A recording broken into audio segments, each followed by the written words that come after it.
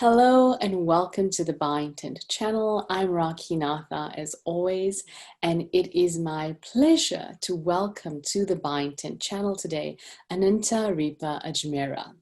Ananta is a certified Ayurveda health practitioner and a yoga instructor, and she is the Director of Ayurveda at The Well in New York City.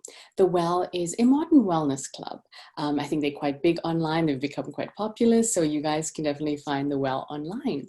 And Ananta is also the author of the award-winning and the best-selling book called The Ayurveda Way. Now, the Ayurveda Way has been featured in The Cut, MindBodyGreen, Elephant Journal, Fox News, a lot of places. So it's reached a lot of people. If you haven't checked it out, the book is available on Amazon, so you can get it there. And you know, Ananta has taught Ayurveda in so many places, spoken about it in so many places. She's actually taught Ayurveda at Stanford School of Medicine's Health Improvement Program. She is also certified to teach and do staff trainings for all California public and prison departments on Ayurveda. And she's either spoken or taught Ayurveda at Columbia Business School, NYU, UNICEF, California Department of Public Health, and so many more places. So, Ananta, a huge, huge welcome. Thank you for offering your time and being here with us today. Thank you so much for having me. It's an absolute pleasure. And you know, we're talking all about Ayurveda today. Ananta, there's been a massive rise in Ayurveda. It's been trending for the last few years, actually. And certainly is part of a lot of the shifts we're seeing in the health and wellness industry, and what people are calling to regards to holistic health. But looking and reading up about your journey, it looks like you have been interested in Ayurveda for many years, and there's some family legacy to it, etc. Tell us about what drew you into Ayurveda and your story. I got drawn into Ayurveda actually through my own health challenges. When I was a college student in New York, it was the first time I lived in a big city. I was away from Ohio, where I grew up. I had trouble sleeping at night. I was very stressed out, very anxious. I was getting some stomach aches and just kind of generally not feeling that well. I heard about this very famous yoga school around the corner from where I was studying business. So I decided to go there one day and check it out. I heard them playing a lot of the same Sanskrit mantras and chants that I had grown up with, but never really understood. I then got really curious about it. I kept on going for the classes, and it helped to relieve my stress for sure. It made me feel physically a lot better. And then one thing led to another. I decided after I graduated from NYU to take a 6-month journey to India, where I took a yoga teacher training in Kerala. It was in Kerala that I discovered Ayurveda through living the Ayurvedic lifestyle. We woke up early in the morning, we ate our meals on time, we practiced yoga, we had simple food and chanting, and we went to bed early as well. And I just felt so good after that 30-day immersion that I left wondering, how do I make this Ayurveda lifestyle much more a part of my own life? And then that led to returning to the US because my visa expired. I decided to drive from New York to California to just, explore the different opportunities to be able to teach what I had learned of yoga and meditation in the probation departments with youth in particular. There's a lot of good stuff going on with that in California, so that kind of drew me there. And the people I met in India, a lot of them were based in California, so I felt very at home there.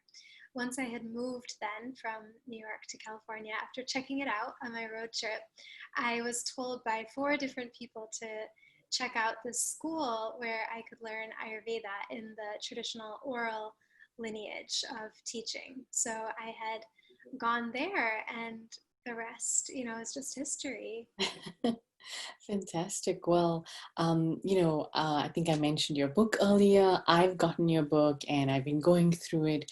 There's so much to unpack around Ayurveda. I think, things like the doshas have become so popular, but I think just some of the nutritional understanding of, what food can do for you is so powerful. And so I've really been digging through the book and really trying to learn and understand. And I think it's a fantastic book. So, thank you for creating and putting that out there as well. I think that knowledge is tremendous, and it's really simple. It's really logical. So I hope anyone who's drawn to it will check it out because I found it to be really useful. But talking about the book, I know the book is based around the premise of the concept of, 108 steps towards wellness and balance. And I was quite curious if you could share with everyone listening a little bit around the concept of, 108 steps. And you spoke about Hinduism a little bit earlier, and I myself am Hindu. So I know there's some symbolism with the number 108, but yeah, tell us a little bit more about all of that. Sure, yeah, I chose the number 108 practices because there are 108 beads on a mala. A mala is like a rosary bead necklace or a garland, if you will, and we use that to count the number of times we chant mantras. And it's considered an auspicious number in the Vedic tradition of the Vedic spiritual tradition of India, which is the mother of not just Hinduism, but also Buddhism, Sikhism, and Jainism, so four of the world's great religions. And, the number 108 is a derivative of the number 9, which is 3 times 3. And 3 in the Vedic tradition is considered a number of completion, the beginning, the middle, the end. We have this concept of reincarnation, so even birth, death, and rebirth, and even the kind of stages of our life, like youth, adolescence, old age, or like youth, middle age, old age. So it kind of just came out of that. And so anything like 3 times 3, which is 9, and then 9, times however many to become 108 is just considered very auspicious.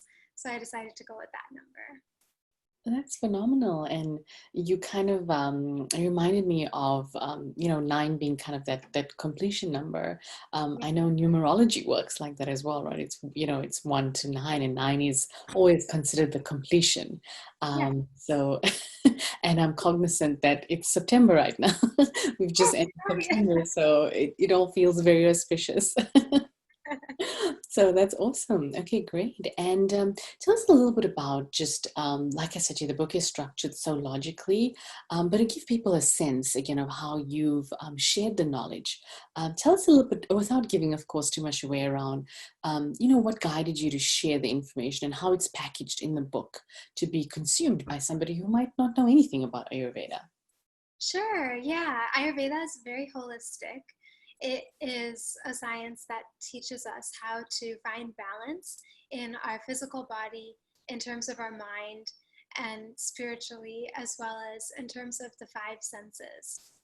So accordingly, I decided to divide my book up into healing your body, strengthening your mind, and then freeing your spirit. And then the last section of the book is about daily and seasonal routines that you can follow to keep your senses in a state of balance and to really in an everyday way incorporate body, mind, and soul into your routines. Awesome. I love that. And I think it's that practicality of it that is just so appealing. And yeah, I really love that about it. One of the things I found really interesting, and we're kind of speaking about how Ayurveda itself is trending, but veganism is very big right now, right? So veganism is also something that's on the rise, and everyone is very much interested in it. And I was, it was quite interesting for me to see that Ayurveda does not necessarily prescribe veganism or completely staying away from dairy. And I found that very interesting. Yeah, tell us a little bit about, what the norms or the rules are around dairy as per Ayurveda. Sure, yes. In Ayurveda, there is definitely a strong tradition of dairy. There's a context around it though, where in India and probably in a lot of our world cultures in the past, there was a lot less processing of cow milk, and cows were treated a lot better. So there's a closer connection with cows. In India, as you must know, we find cows to be very sacred because all parts of a cow, even their elimination and their urine, are considered beneficial and useful to us. Like every single part of the cow is just there to give. And so we really like really cherish that bond with a cow. And when we treat nature and animals and any aspect of nature like trees and flowers and all of that well, then nature provides for us. So Ayurveda is definitely taking it in that context, that the well-treated cows who are giving the pure essence of milk are going to give incredible health benefits. There are whole chapters in the ancient Ayurveda texts about the power of milk from a cow, about the power of ghee or clarified butter that comes from a cow, about yogurts, and about how you can actually benefit from them. Yogurt is a little different because even in Ayurveda, we don't really recommend having it straight up raw, but we recommend whisking it with lots of water and some spices to create a digestive elixir, which will then be helpful for you.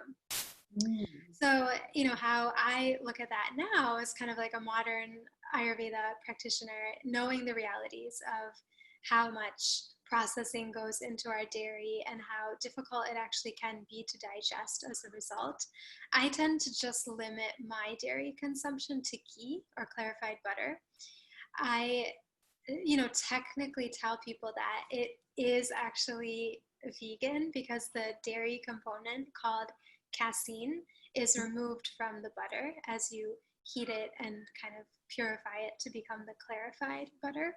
So in my worldview, technically it is still, a vegan product. I do try my best to always find butter that is from well-treated cows. You can find it if you Google online, and I think it's worth it to try that.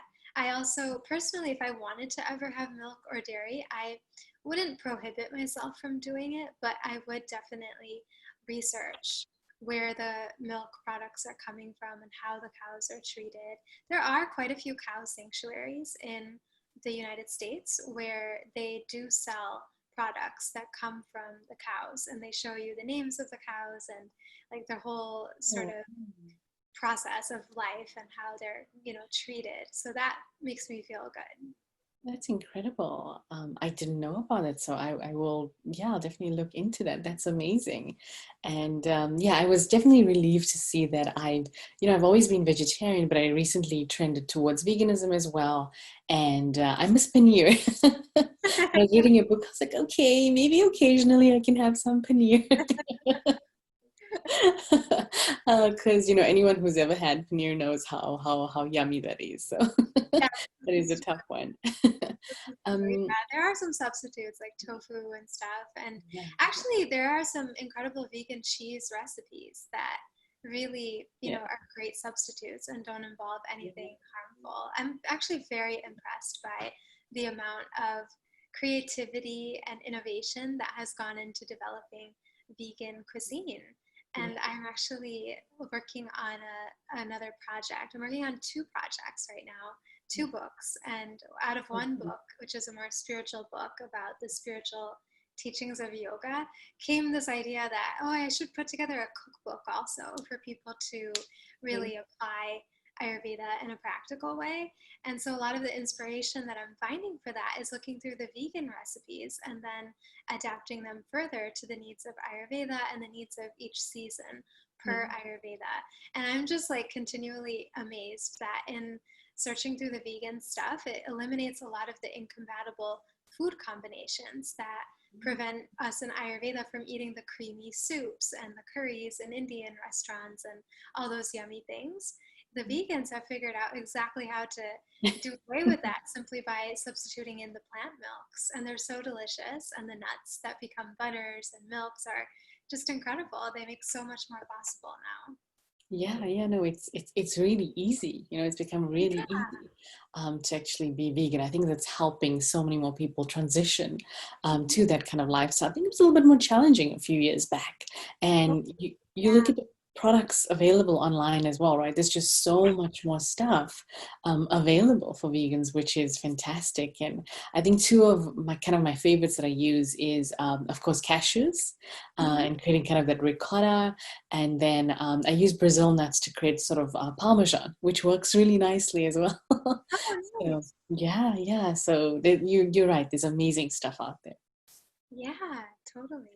And you were speaking, and you kind of segued to this question that I had, and you recently had a post up, and it's part of your book as well about those combinations that don't work. And one that stuck out to me was again milk, or dairy milk specifically, and fruits and vegetables. And it really stuck out for me because smoothies are such a big part of the culture now. You know, I have a smoothie every morning. A lot of people, have at least a smoothie a day or a few times a week, and you're often putting at least a little bit of milk in your smoothie, right? Just to kind of, give it a bit of depth.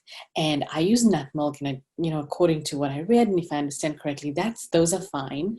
But dairy milk, there's a whole lot of rules around those combinations. But yeah, tell us a little bit about milk and these combinations and some of the challenges with fruits and vegetables and milk. Yeah, basically, in a nutshell, there's a lot of acidity that gets created by mixing milk with other substances like fruits, like salts, like a lot of vegetables, meats, even. Yeah. Milk was just really meant to be consumed by itself as its own kind of meal, as a breakfast or as like a late night treat, but you really try to space it away from other foods and meals just because it's found to not be so compatible with these other foods. And when people consume a lot of the incompatible food combinations with milk, like even cereal and milk, for example, it tends to lead to some skin conditions and other things that, empirically, when we remove those combinations, people observe things really do improve for them. Mm. Yeah, that's so interesting to learn, and just becoming vegan, learning about milk and the acidity and how it actually works in the body. It's pretty fascinating, and so much that we just you wonder, how did we not know this? How did we not know this sooner? But I mean, the power is the knowledge we all get to gain now, and it's exactly why we have you here today as well. So I think already dropping a lot of wisdom. So, really appreciate that.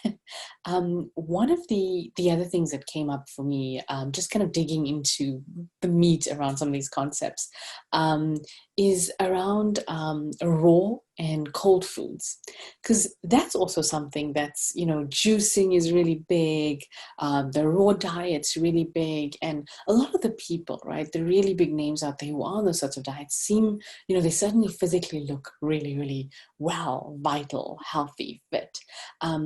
And just reading a little bit in the book around raw and cold foods and what Ayurveda says, that was also interesting. And I was like, oh wow, well, how do you know what's right for your body? How do you even choose the right sort of lifestyle diet? I know that's a big question, but if you could, off the premise of kind of raw foods and cold foods, maybe answer that for us as, if possible. Yeah, definitely. That's actually one of the first things I often share with people who are curious to adopt some of the Ayurveda way. It is in Ayurveda considered that the digestion is similar to a fire. The ancient sages have poetically compared the digestive capacity we have to being like a fire. When we put warm substances into that fire, it kindles the fire and strengthens it. And when we put cold substances onto the fire and ice and raw foods, it tends to put the fire out. And therefore, in Ayurveda, we find that it's very beneficial to consume foods that are more warm and cooked because these are kindling the digestive fire. Now, if someone is like a super fit athlete or a farmer or just someone who's doing a lot of physical labor and manual work and constantly moving or even traveling a lot and just has an incredible ability to digest and eliminate their food, then they probably can handle having some raw foods because it will not hurt them. It will actually be like something that their body works harder to process and is going to digest more slowly. In the case of people who have very, very strong digestions, that's probably helpful for them. That way in Ayurveda, there's no one size fits all, but honestly, the majority of us are living more sedentary lifestyles. We can actually use a lot of help in terms of having the heat from the stove and the warmth of our foods pre-digest some of the food for us so that our bodies don't have to work so hard. There's a lot of this concept in the modern media, probably to support the water bottle industry and some of these other industries, that you have to drink so much so that way your body starts working harder to digest what you're putting into it. But we have a very opposite understanding in Ayurveda, that we don't want the body to have to work so hard to digest, assimilate, and convert food into nutrients that your body can use. In fact, the less hard your body has to work, the more you're actually benefiting from what you're having. And the harder your body has to work, the more problems you might start to have. The root of all of the health issues per Ayurveda, and even functional medicine and Chinese medicine, because I work with them closely at the Well, is digestion. When our digestion is not proper, when we don't have a daily elimination, when it's not easy to eliminate, when we have loose motions or hard motions or too much burning sensations going on, it's not healthy. And sometimes also, it's not always the case, but when we see people looking a certain way on the outside, it doesn't always reflect what's going on internally. We can never know what someone's digestion is like simply by looking at them. Yeah. So it's just a good thing to keep in mind, that we just have to look at what our own is and how we are personally responding. And I always tell people that don't just do things because I say so or any other expert says so. You should only do something, because it appeals to reason and logic. And then you have to do a trial in the laboratory of your own life. It's so important, if you hear something positive, to then experiment with it. And I would say give it a fair trial. Give it a little bit of time to see what effects it's having on you, and monitor that. Make a journal of what happens when you do XYZ differently. And then just observe, like a scientist would observe, what happens to your body. Personally, I find that it's such an incredible world of a difference that happens for people physically, clients, students, and even in my own personal journey and with my family. Eating the warm cooked foods really just acts quickly. It's one of those things that you'll feel right away. And also, even from a nourishment and satisfaction point of view, it's just really nice to have the kind of nurturing quality of something warm and cooked. Yeah, no, absolutely. I think I definitely veer on that end. And I've always wondered about kind of the raw diet. But I think too, I really loved what you said about, doing a trial in the laboratory of your own body, right? Is the best way to figure this all out and to experiment. And like one of the things that happened, earlier this year with us being more at home is we just started boiling a lot more water. And this is before I'd even read it in your book. and my husband and I enjoyed so much. That's how we consume water now. It just became a thing. And it's so interesting. It's just some of these things which you naturally may even do and gravitate towards that just feel good, then align to the knowledge. And you're like, oh, that makes sense. So this is why this is so, so definitely some parallels. But I love that. I think yeah, we do have this misconception around looking a certain way and that being the embodiment of health. And health is so much bigger and so much broader concept than a body size. So I love that. And I think that's again really, really sound advice. And you spoke about the Well, and like I mentioned at the top, you're the Director of Ayurveda at the Well. Tell us about anything interesting that you're doing there and the work you do there. Yeah, I think people would just love to hear about that as well.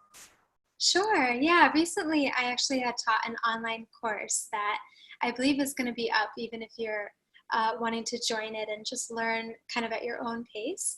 It's called Reemerge, and it takes you through a 3 session series of how to really create a sustainable transformation in your life around any health goal or wellness goal that you have. It includes some behavioral change practices that are contributed from our what we call our director of head and heart, who's like a social worker and a psychologist. And then it includes a lot of the lifestyle practices that are actually featured in my book, The Ayurveda Way, and that are just very basic beginner level practices that you can listen to, learn about, and incorporate. It also invites you to really take a look at your own life, to take some inventory of what you're doing already that may be benefiting you, and to see how you can incorporate more of that into your life. It's designed to really help you tune into your own inner wisdom to be able to make better choices around your health and wellness so that you can really reemerge through life, and through even, especially right now, this whole situation as the best version of yourself. So it's really designed for that be the change you wish to see in the world concept, which, all of us really need to do now more than ever before. We will link your website, the causes, everything you're doing to the description boxes for the podcast and the video so people can access it. And we'll talk, again about all of this at the end. But that's really exciting, and that sounds like an incredible cause. One of the things that kind of prompted me on that I wanted to talk about as well was the sort of natural biorhythm. I know Ayurveda talks about working to kind of the circadian rhythm and this natural biorhythm of nature. Can you tell us a little bit about that as well? And, in of course, a very summative fashion, a little bit about this, the cycle, and what should we do? What activities should we be doing when? What's optimal? Sure, yeah. So basically the biorhythm or the cycle of the day is kind of influenced by the 3 different bioforces of Ayurveda. These bioforces are 3 combinations of the 5 great elements. These are space, air, fire, water, and earth. The first bioforce that becomes active in the early morning from 2 a.m. to 6 a.m. is called Vata dosha. That means the force of movement. That's why between like 4 to 6, ideally, we're recommended to actually wake up and to start our day in a really spiritual way. It's easier when the force of movement is active to move and to get out of bed and to actually eliminate the bowels, even to be able to have the previous day's food get eliminated out of our bodies is easier when we wake up earlier.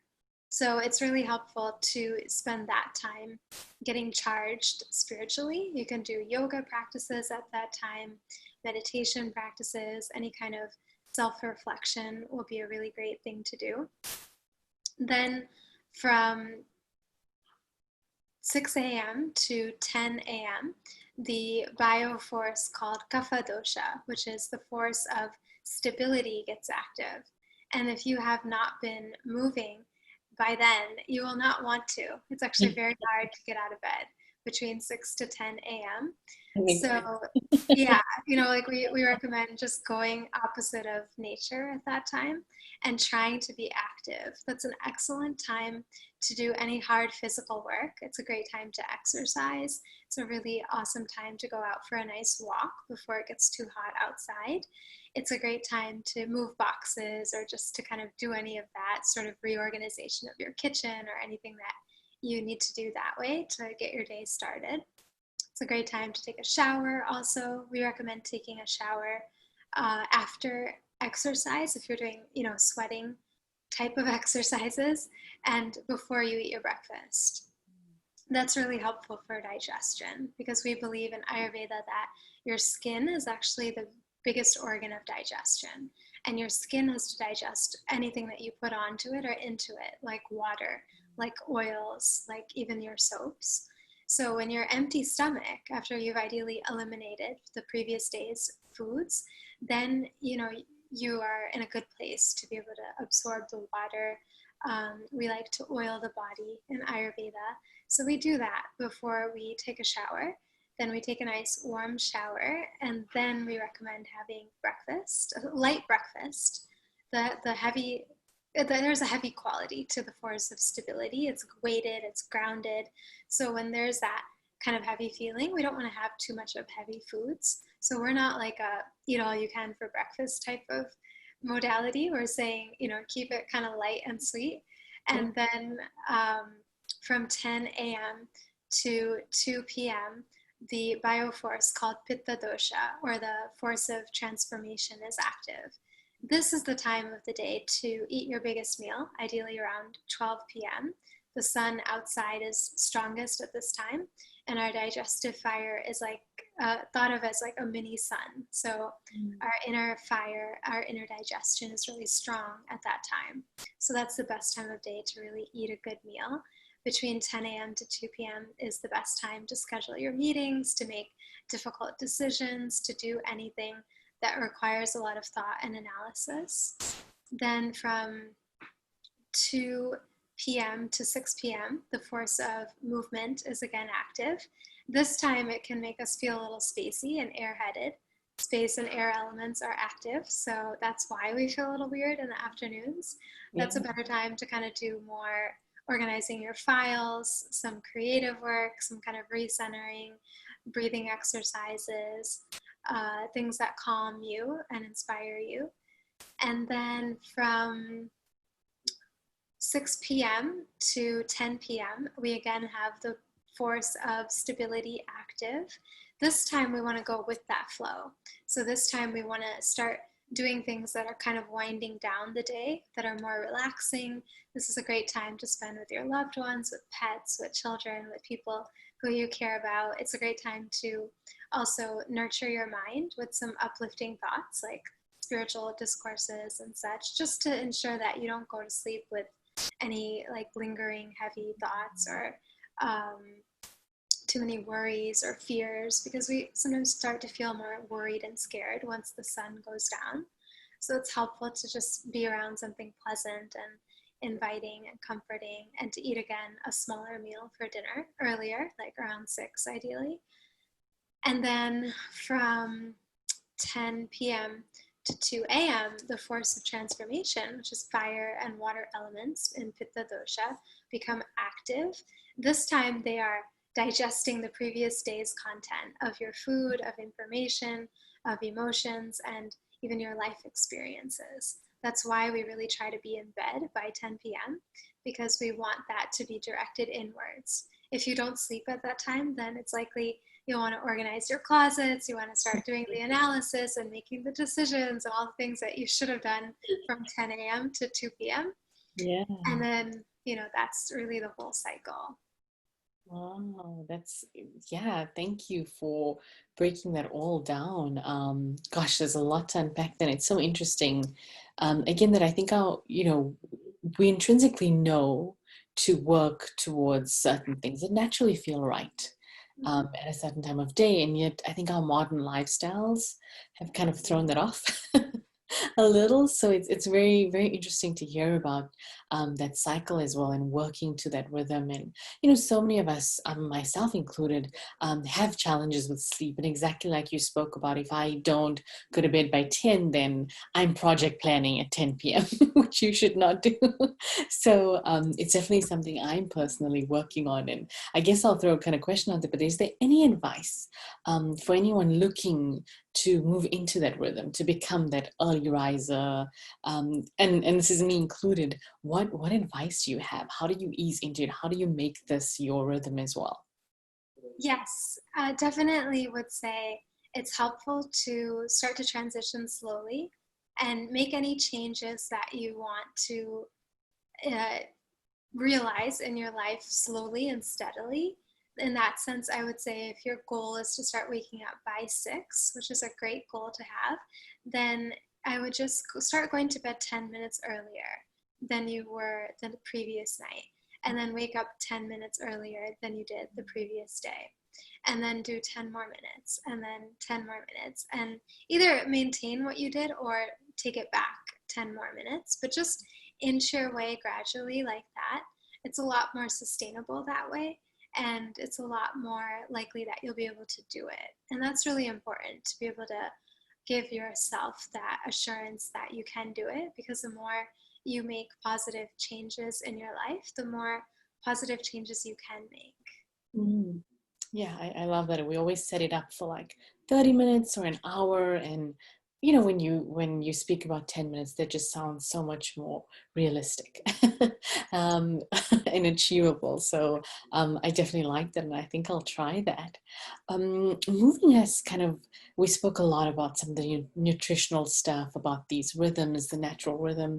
Um, but I had another question, which is kind of stepping more now into the spirituality side of Ayurveda.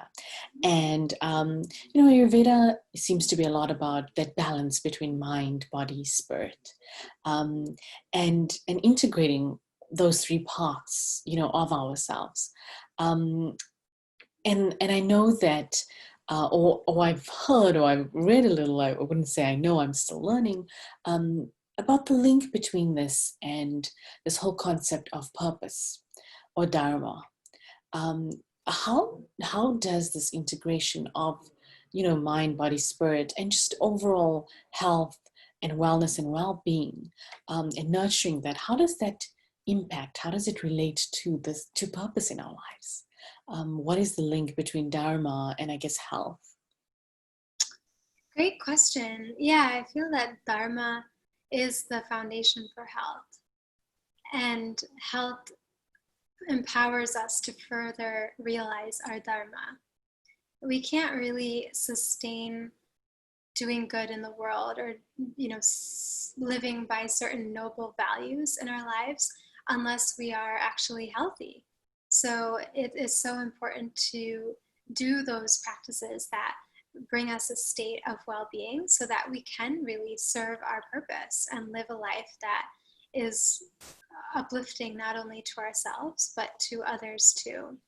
In Ayurveda, actually, the definition of the science itself is that science which teaches us how to distinguish between actions that bring us joy versus those that bring us sorrow. And the actions that bring us personal joy and satisfaction in our lives are those that benefit not only ourselves, but others as well. So even in the definition of health in Ayurveda, there is this sense of social responsibility and of really being an agent of goodness and service, not only for yourself, but for others too. Yeah, I love that. Yeah, I think you spoke about that so succinctly. And I know with Ayurveda, there's sort of a spiritual element to Ayurveda. And you share these really beautiful spiritual messages on your Instagram, and I was just perusing through them, and really powerful, like short but really powerful messages.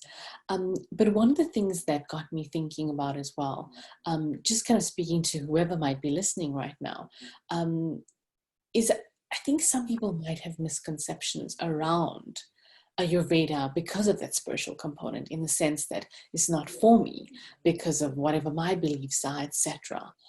Yet Ayurveda is so beneficial to everybody. Um, is there anything you could kind of speak to, explain to around that spiritual side, and really who Ayurveda is for? And if it's not for anybody, who would it not be for? Just, I think, to dispel any kind of misconceptions people might have around it. Sure. So, yeah, I mean, there is definitely a spiritual component underlying all of Ayurveda. It is completely universal, though. So even though it's definitely got roots in the Hindu tradition, the practice of it is as universal as the practice of yoga. I know a lot of people have really taken to yoga. So anyone who is practicing yoga for sure can really benefit from living an Ayurveda lifestyle, which would be the perfect complement to your yoga practice. They are both sister sciences. Who is Ayurveda not for? That's a really interesting question. I don't know that I've ever been asked that before, because I don't believe there's anyone who can't benefit from at least something in Ayurveda. I would say, though, that it's not for a person who's not interested in taking agency over their own health. There is effort involved with Ayurveda because we're not just popping a pill and expecting that some external agent is going to deliver us health and well-being. We're actually really deeply taking responsibility for our own health through the daily choices that we're making. So if someone's not interested in that, then probably it would be a lot of work. Yeah, and that's fair. I think that answers that question, really clearly. And yeah, thank you for that. Because there are misconceptions around, certain elements of Ayurveda. So that was really well said. I had something else. I'm going to pull up my paper here because I've got to read this from here. But it says on your website, everything worth having is within you. And then there was this really powerful quote from training participant on your website, and this is what they said. One of the things that I really took away from the training was the exercise where you look at your hands and you remind yourself that your energy, your power, everything is in your control. It really focuses the locus of control on you versus other people. And if something bad happens, you can look at yourself like, how can I control this? How can I make it better? You empower yourself.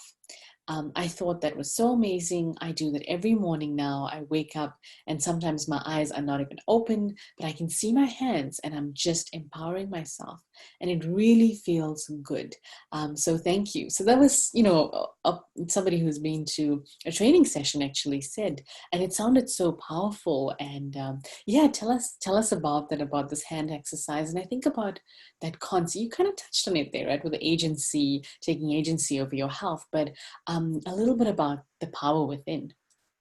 Sure. Yeah. So every morning when I wake up, I just look at my hands like this, and we have this this sort of ancient wisdom that the power of abundance lives at my fingertips, that the power of creativity and knowledge lives in the palms of my hands, and at the base of my hands, anyone's hands, lives the power of transformation.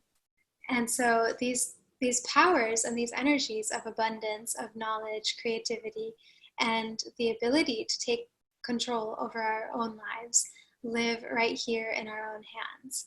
And the first thought that we think upon awakening in the morning really powerfully sets the tone for the whole day ahead. There's an ancient phrase that originally actually comes from one of the Vedic texts called the Upanishads, which is a text about Vedanta, or the end of the Vedas, which is really just answering the question, who am I?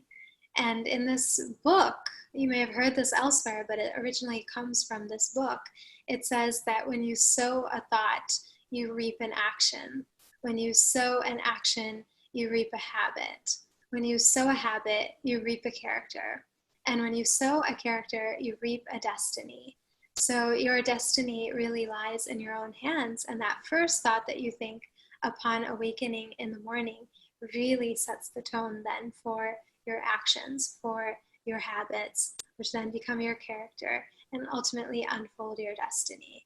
That's why I find that this gazing at the hands first thing in the morning is an incredibly empowering and incredibly powerful practice to really acknowledge and affirm that yes, everything I may be mistakenly looking outside myself for actually lives right here in my own hands. When I take that moment to really appreciate my own hands, even for all the actions that they allow me to do, it's just an incredible feeling of really surrendering to being an instrument for a greater unfolding of a higher power, of whatever name you call that. And really letting go of the need to control everything in our lives. I know a lot of my health issues were around that issue of control and feeling out of control of my own self and my own life for so long, that my journey with Ayurveda and spirituality and transforming myself really began and continues with this very powerful, simple practice. I really feel that before we're able to start inching our clocks backward, eating warm cooked foods, doing all the things that are helpful for health and wellness, we have to feel that sense of connection with our own power and with our own soul, which is the ultimate source of power in our lives. And the more we can do that, the more empowered we can feel to sustain all of the many actions that we will need to take on a continual basis to reach a state of balance. Balance ultimately equals health, and balance is a dynamic thing. We have to always continually be finding ways to bring ourselves into that balance and into that kind of alignment of all aspects of ourselves, body, mind, soul, and the five senses. So it's a constant work of art, and the more we are connected with the real power within us, the more we're able to create that for ourselves over time. Yeah, I love that. And, you know, I'm drawing parallels to what we know about the subconscious mind, the conscious mind, about our thoughts, and, you know, even linking right back to that, and the power right there, and the power of intention, Yeah. and all of that kind of, you know, coming together really beautifully. And, you know, I'll share personally as well. It's the small things that have added up in my life, to get me through some really difficult things, through some really difficult times, you know, and it's the little things that can be so transformative to your entire life. So yeah, I love that and wholeheartedly agree.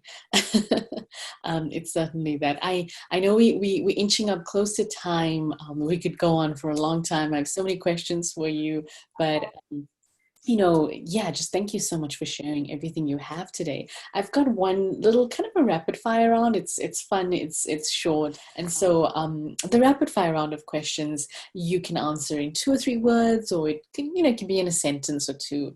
But the shorter the better. So the first one is the veggie or the vegetable at the top of your health list. Snake gourd. Oh wow, that is interesting. How do you really feel about cheese? It's okay. Your favorite summer fruits? Figs, fresh figs. Nice, very nice. And you can complete the sentence, right? Yoga is to you. A union with my higher self. Awesome, fantastic. So yeah, that was it. Well done. I think you completed it the fastest from anybody I've interviewed on the channel. So you really got it. Oh, thank you. I love stuff like that. It's fun. You were great. You were great. Ananta, thank you so much. Yeah, just so much knowledge, I think, packed into, you know, these few minutes we spent together. So yeah, a lot I need to go through and digest from the conversation. But thank you so much for being here, sharing your knowledge. And like I said, even the book, I'm really looking forward to your next 2 books.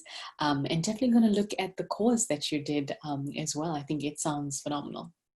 Thank you so much. Such a pleasure to connect with you. Awesome. Well, to everybody listening, thank you so much for being here. You know the drill. Like, subscribe, share. All the details will be linked below, and I will catch you again on our next video in the next week. But thank you for being here, and bye for now.